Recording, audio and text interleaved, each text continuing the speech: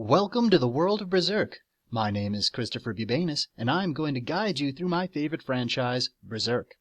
Here's a sneak peek at what you can expect. Warning, Berserk contains scenes of graphic violence.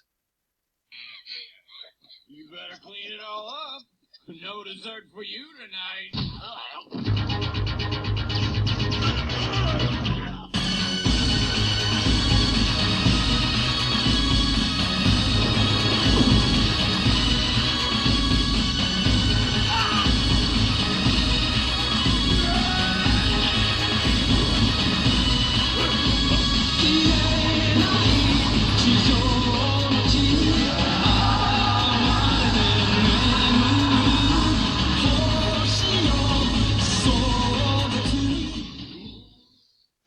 During the course of this presentation, I will be telling you all about the many facets of the Berserk franchise.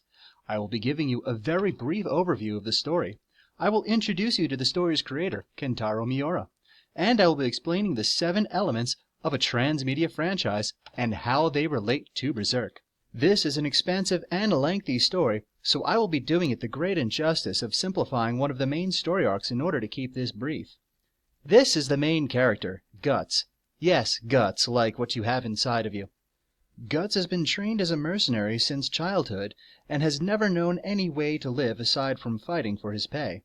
The country of Midland is involved in a war with the Tudor Empire, providing a backdrop of conflict for the story. Here come the spoilers.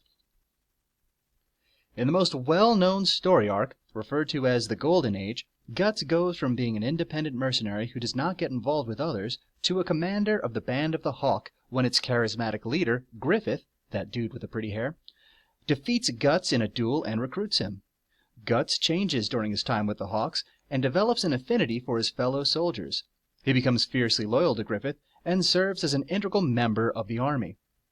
Once the war is over and the Hawks are heroes to the Kingdom of Midland, Guts leaves, seeking his fortunes elsewhere. This leads Griffith to lose himself to his ambitions, causing him to go down a path where he eventually betrays the entire Band of the Hawk, including Guts. During a traumatic event known as the Eclipse, Griffith offers the lives of his former comrades to a group of godlike demons in exchange for being made into one of them. Only Guts and 2 other mercenaries survive the event. Afterwards, Guts finds an even bigger sword and departs on an epic quest of revenge. Kentaro Miura is the man responsible for the creation of Berserk. He is a mangaka, someone who creates manga, which are basically Japanese graphic novels. He began at an early age, creating his first manga for his classmates when he was only 10. His influences include fellow mangaka Go Nagai, who created popular manga such as Cutie Honey and Devilman. Suzumu Hirasawa's music has been included in many anime series and movies, and Miura often listens to this artist's work. Hirasawa creates music for many of the Berserk adaptations. Fist of the North Star, a very well-known manga, is another of Miura's influences. One of his first great successes was the serialization of the Berserk manga. He works on many other projects as well. Now for the 7 elements of transmedia. We begin with spreadability and drillability. Spreadability describes how well adapted a story is for expansion into different mediums. Here we have a timeline of Berserk's spread. In 1988, Kentaro Miura created what is known as the Berserk prototype. The character and style would then be slightly modified in 1989 when the official Berserk manga begins. It isn't until 1997 that the first adaptation of the manga is created with the Berserk anime. In 1999, Sword of the Berserk is produced for the Dreamcast. Then, in 2004, Berserk Millennium Falcon Arc, Chapter of the Record of the Holy Demon War was released for the PlayStation 2. From 2012 to 2013, 3 Berserk movies were unveiled. In 2016, a new anime series continued the story. This series will be continuing in 2017. Also in 2017, we have already seen the release of a new video game, Berserk and the Band of the Hawk, for the PlayStation 4, PlayStation Vita, and the PC. Drillability tells us how much depth the story has.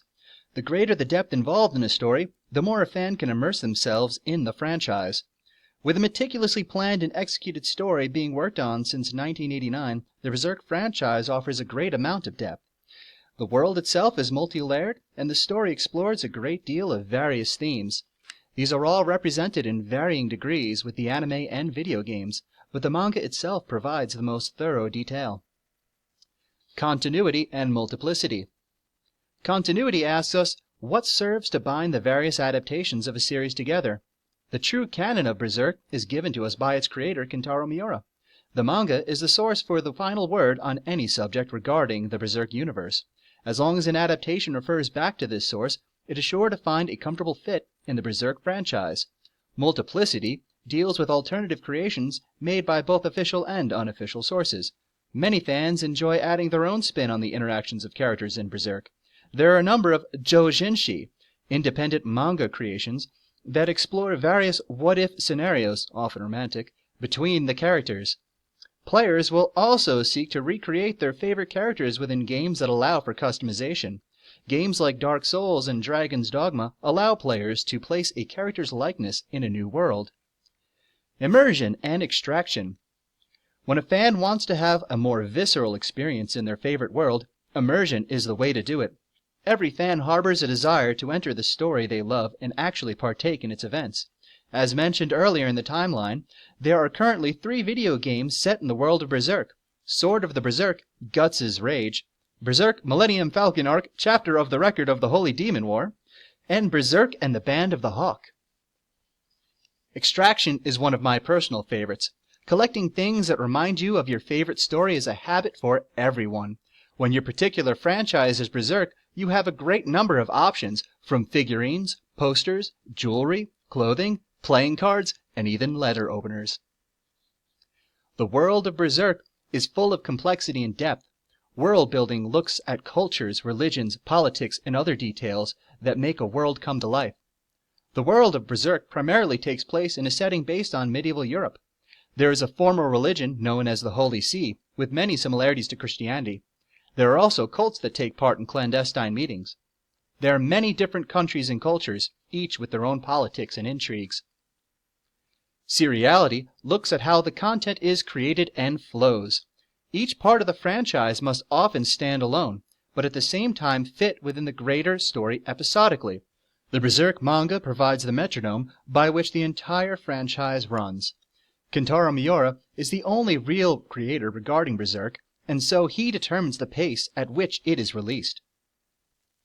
Subjectivity looks to see if the story is seen from alternative perspectives. The vast majority of Berserk is experienced through the eyes of its main protagonist, Guts. There are, however, sections of the story that are focused on the activities of other characters. This provides a more complete vision of the Berserk world, giving a number of various perspectives with which to better understand the events that transpire. When a person enjoys a real-world event in order to enjoy their favorite franchise, it can often be considered performance. Examples of this within Berserk would include such activities as conventions and cosplay. Many people enjoy taking part in cosplay events, sometimes even recreating their favorite scenes from the story. Some fans take it a step further and film their own attempts as they take part in these activities.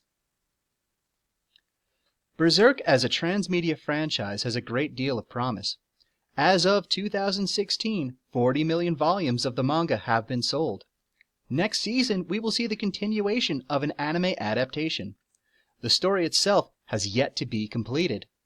As a fan, I'm looking forward to what the future has in store for Berserk. Thank you for your time.